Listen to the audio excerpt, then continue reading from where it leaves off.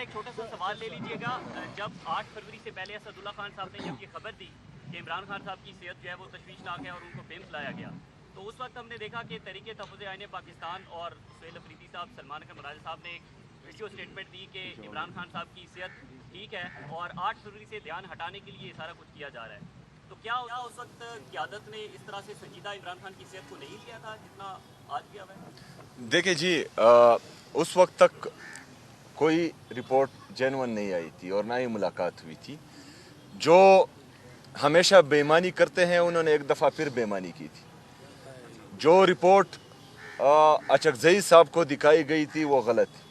ان کو غلط دلاسے دیے گئے تھے، ان کو غلط بتایا گیا تھا، اور اسی وجہ سے ہم بار بار یہ کہہ رہے ہیں کہ ان کی نیتوں پر ہمیں شک ہے.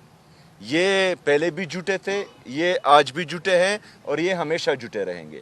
اس کے بعد ان کی کسی بات پر ہمیں کوئی اعتماد نہیں ہوگا. اس کے بعد جس طرح کہ ہم کہتے ہیں کہ عمران خان صاحب کے ذاتی معالج ان کی فیملی کی نگرانی میں ان کا علاج ہوگا اور جس اسپتال میں ہم کہتے ہیں اس میں ہوگا. تو جب یہ ہوگا تو ہم مطمئن ہوں گے، اس کے بعد ہم مطمئن نہیں ہوں گے یا اس کے علاوہ ہم مطمئن نہیں ہوں گے. نہیں میں تھوڑا سا ایڈ کر نہیں بیٹھے ہیں بیٹھے آپ لوگوں نے کہا کہ عمران خان صاحب جو ہمارے ہیڈ لائن ہے، خان صاحب کے ساتھ بھی ہوتے ہیں تو اس کے بعد ملاقات تو تعاون بھی کی گئی. اب ان کی صحت بھی کافی خراب ہے، جو ہے آنکھوں کی پہلی بات یہ ہے کہ جیسے کہ سی ایم صاحب نے بات کی ہے، سلمان اکرم راجہ صاحب نے کی ہے کہ آج پولیٹیکل کمیٹی کی بھی میٹنگ ہے اور کور کمیٹی کی بھی میٹنگ ہے. پھر اچکزئی صاحب سے بھی ملاقات طے ہے. اس کے بعد جو پلاننگ ہوگی وہ آپ سب کے سامنے آ جائے گی، لائے عمل ہم ضرور دیں گے. اچھا، اس میں ان کو میں جواب دے دوں.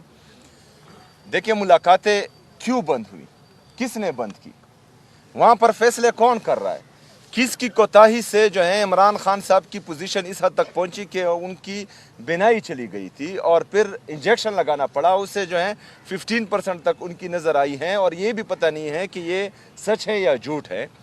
تو آپ نے ہم سے سوال پوچھنے کے بجائے ان اداروں سے سوال پوچھے کہ آپ کر کیا رہے ہیں. عدالتوں کے حکم کے باوجود ہمیں ملنے نہیں دیا جا رہا، تو یہ قصور ہمارا نہیں ہے. آپ کی عدالتیں جو ہیں مفلوج ہو چکی ہیں اور آپ کے ججز بے بس ہیں کہ وہ اپنے احکامات نہیں منوا پا رہے. وہاں پر جو بیٹا سپرڈنٹ ہے، جو اصل مجرم تھا، جس کو ابھی ٹرانسفر کیا گیا ہے، غفور انجم، اس کو انشاءاللہ تعالی پاکستان تحریک انصاف اور ہمارے جو سیکرٹری جنرل صاحب ہیں ان کے خلاف کیس کریں گے، ان کو قانون کے کٹہرے میں لائیں گے. ایسا نہیں ہو سکتا کہ ملک کے سب سے مقبول ترین لیڈر، جس کے ساتھ کروڑوں دلوں کی دھڑکن دھڑکتی ہیں، اس کی صحت کے بارے میں وہ اتنی غفلت کریں کہ اس کی بینائی تک چلی جائے اور وہ اتنی آرام سے رہے گا. یہ نہیں ہو سکتا. اس کو قانون کے کٹہرے میں انشاءاللہ تعالی ضرور لائیں گے. جی شیرازی بھائی. وزیر اعلیٰ صاحب علامہ وزیر مشرق پشاور گروپ سے پاکستان تحریک انصاف بانی چیئرمین عمران خان صاحب کو مستقل آندہ ہونے کے لیے ایسا کچھ تو نہیں دیا گیا آپ کے خیال میں؟ دیکھیں، اس سے جو ابھی کی اطلاعات ہیں اور جس طرح کا جھوٹ بولا گیا ہے، تو یہ ان کو خون کی لت لگ گئی ہے. ان کو 9 مئی میں بھی خون کی لت لگ گئی تھی. 9 مئی میں ہمارے بے گناہ کارکنان کو انہوں نے شہید کیا. 26 نومبر میں بھی ہمارے بے گناہ کارکنوں کو انہوں نے شہید کیا. اس طرح 5 اکتوبر کو انہوں نے جس طرح کیا، انہوں نے مریدکے میں جس طرح کیا، اس سے پہلے انہوں نے ماڈل ٹاؤن میں جس طرح کیا تھا. تو یہ خون کے پیاسے بن چکے ہیں. ان سے ہمیں ہر چیز کی توقع ہے. تو اسی وجہ سے ہم یہاں آج آپ کے سامنے بیٹھے ہیں اور ہم چاہتے ہیں کہ آواز اٹھائیں، کیونکہ آواز نہیں اٹھائیں گے تو یہ کچھ بھی کر سکتے ہیں. لیکن بہرحال ہم نے جو ہے ان کو سب کچھ کرنے نہیں دینا انشاءاللہ تعالی.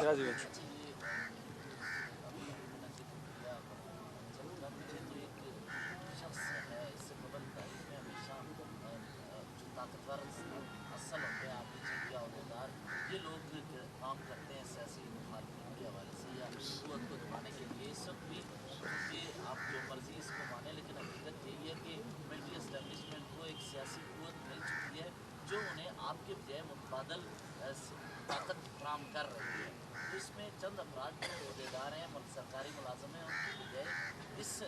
नाम के हवाले से जिसमें एक ताकतवर शख्स है, इसके खिलाफ क्या कर रहे हैं आप? तो सिर्फ एक शख्स का नाम लेके साइड पे हो सकते हैं। देखें, जो ताकतवर शख्स है उसको मज़ीद ताकत देने वाली ये जाली असम्बली है, जिसने जो है 26वीं और 27वीं आईनी तरमीम को पास किया।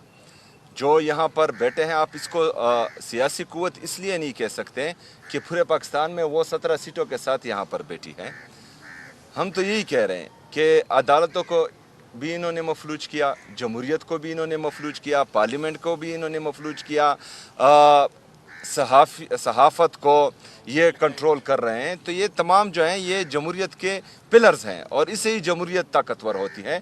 लेकिन बदकिस्मती से इक़्तिदार की लालच में 17 सीटों वालों को जो है इक़्तिदार पर बिठा दिया गया।